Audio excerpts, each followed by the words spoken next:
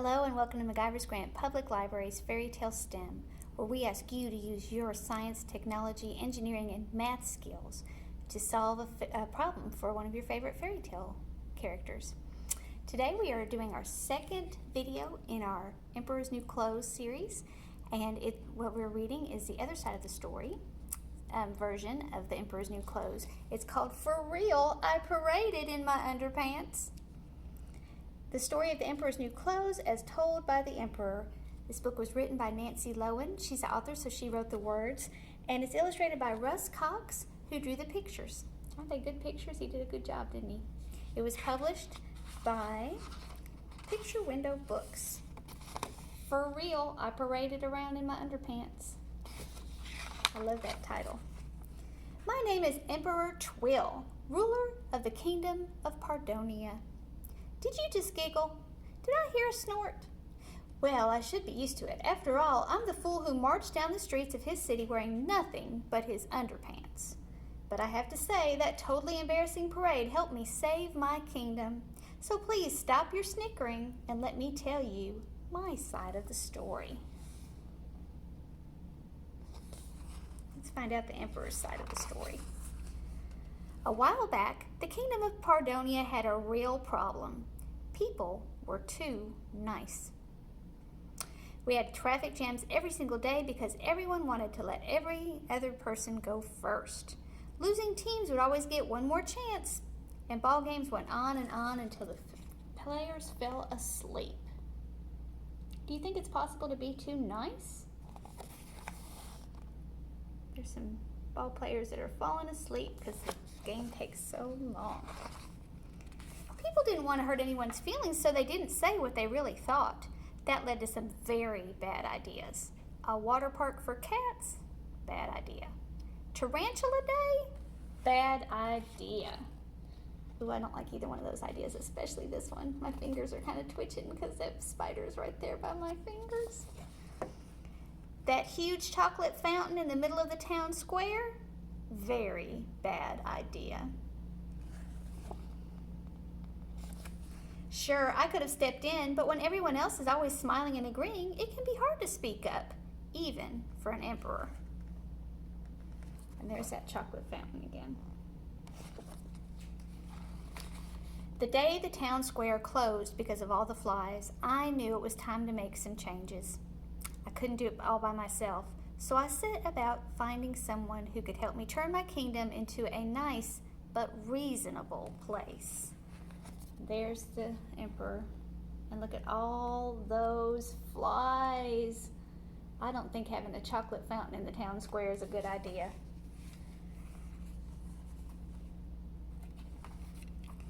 One day, two tailors appeared at my palace. They offered to make me the finest outfit one could ever hope to see. They weren't really tailors, though. They were actors. Their names were Walton and Skeet, and I'd hired them myself. It was a test, you see. I asked the actors to pretend and make me invisible clothes. I wanted to see if any of my advisors would be bold enough to say something. Here they come. Do you see the clothes?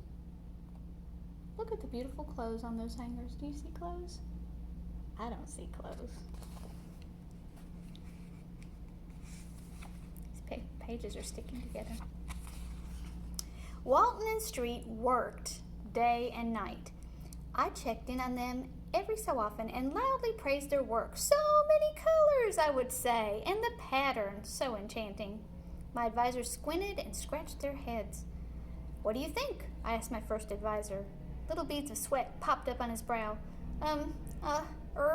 It's very fine work indeed, he said. And you? I asked my second advisor. He bit his lip nervously. Words can't describe it, he replied. One by one, I asked all of my advisors to tell me what they thought of the amazing cloth. Not one of them told me the truth. They were too afraid of hurting my feelings. That's a little different than the first book, isn't it? In the first story. What's different about that from the first story? Why did the advisors not want to talk about not being able to see it in the first story? Do you remember?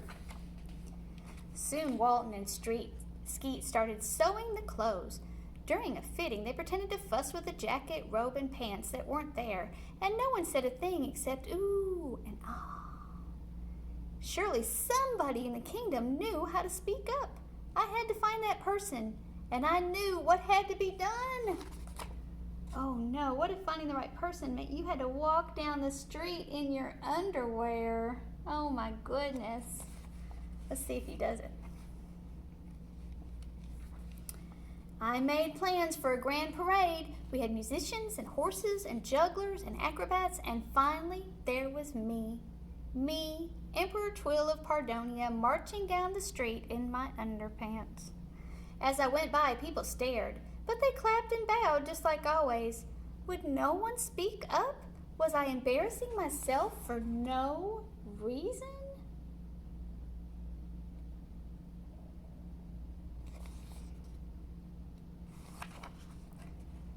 Suddenly, a child's voice rose from the crowd. But he hasn't got anything on, it said. I stopped in my tracks. Who said that? I shouted.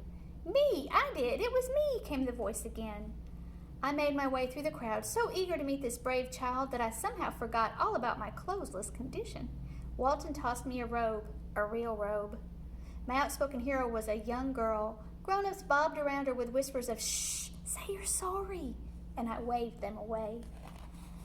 There's a little girl. There's everybody cheering before the little girl said what she said.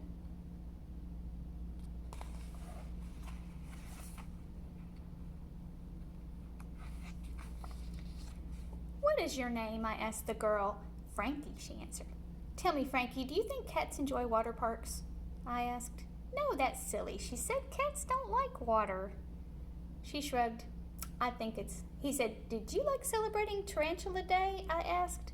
She shrugged and said, I think it's kind of weird.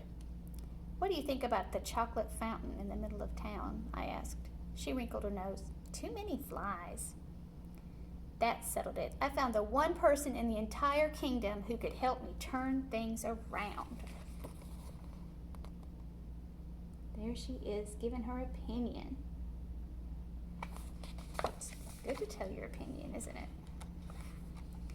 Thanks to Frankie, Pardonia is starting to make a lot more sense. Ball games end when they're supposed to. Traffic flows freely. Tarantula Day has been replaced by Donut Day. And now the chocolate fountain is gone. We just have a normal amount of flies. So you see, I'm not a fool. I was brave to do what I did. And now everyone in Pardonia can be a little braver too. Is it hard sometimes to say what you really think? Do you think it's hard sometimes to say what you really think when somebody asks you a question? It kind of is, isn't it? So that's the same in both stories, isn't it? People were kind of afraid to speak up and give their real opinion. There were different reasons why from the two stories. This story, they were trying to be nice to each other. Nobody wanted to hurt each other's feelings. In the other story, it was because they were afraid everybody would think that they didn't know what they were doing. And that sometimes both of those things make us not speak up, don't they? Okay, so for our activity kit today, we are going to help the emperor make some clothes. Actually, make some fabric for some clothes. All right, this is called the Emperor's New Tie-Dyed Clothes. The Emperor needs your help. Sure, he learned his lesson, but he still is in desperate need of a new set of clothes. Would you create a beautiful tie-dyed fabric sample that he can use to make his clothes for the new parade that'll come out? There's two different patterns that you can choose, and we were trying to figure out how we could send home fabric dye so that you could tie-dye things. And Miss Catherine is so smart. She had the best idea. She said we should just dye some string, and then when you add the hot water to it, it will let the dye go. And we did it, and it worked. So what you're going to get is a handkerchief. Let me show you your craft packet first. You're going to get a handkerchief and 4 pieces of string that are red, yellow, blue, and green. You can use all of them. You can use just a couple if you want to, whichever you want. And they look dark because they absorbed a lot of dye, so they look like dark colors, but they're going to come out bright colors, so that's kind of cool. Okay, so here is one of our examples that we did. This one we folded it like an accordion. Okay, can you see the wrinkles in there where it dried like that? We started at one side and we just accordioned it right up. Is that a verb, accordioned? So as you get it like that, then you're going to fold it in half, and then in half again. Once it's like that, this is what it'll look like.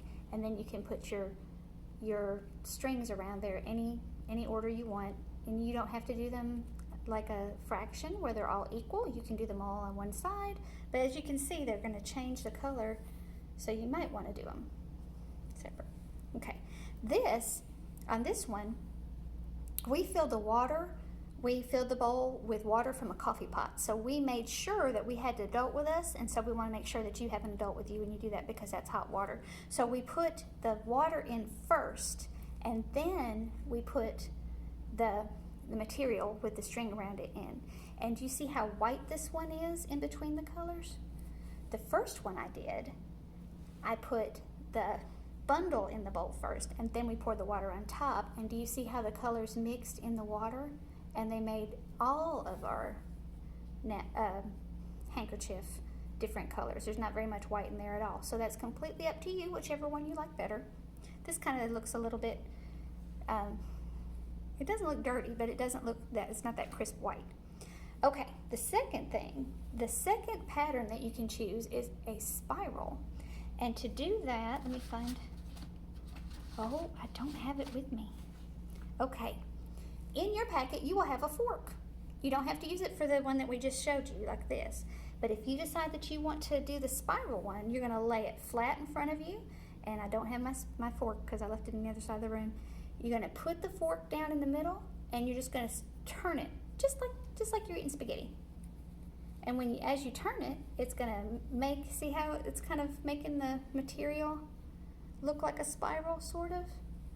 And it's going to end up just looking like a big ball, just like that. And then what I did was I just wrapped the strings all different ways all around it. And again, put that water in your bowl. If you want it to have this one we put the material in first. As you can see, we've got a lot of those colors in the white. So you can either put the material in the bowl and get a little bit more of these mixed colors on your main piece, or you can do it like that, wrap it up, fill up the bowl with water, and drop that in. Okay, you can leave it in the hot water for an hour, and then you can, if you want to, pour out the water and put vinegar in it. And we didn't have vinegar, so you'll have to add vinegar from home, and leave it in there for a half an hour, and that will help set the colors. But you don't have to do that. And then you take it out and you let it dry, and then you wash and dry it just by itself, not with anything else, because those colors may bleed. So if you will help our emperor with some new material, we would love that. And you come pick up your activity kit here at the library, in the main lobby, or through curbside service. Thank you for helping us out with your science and technology and engineering and math skills. Have a wonderful day.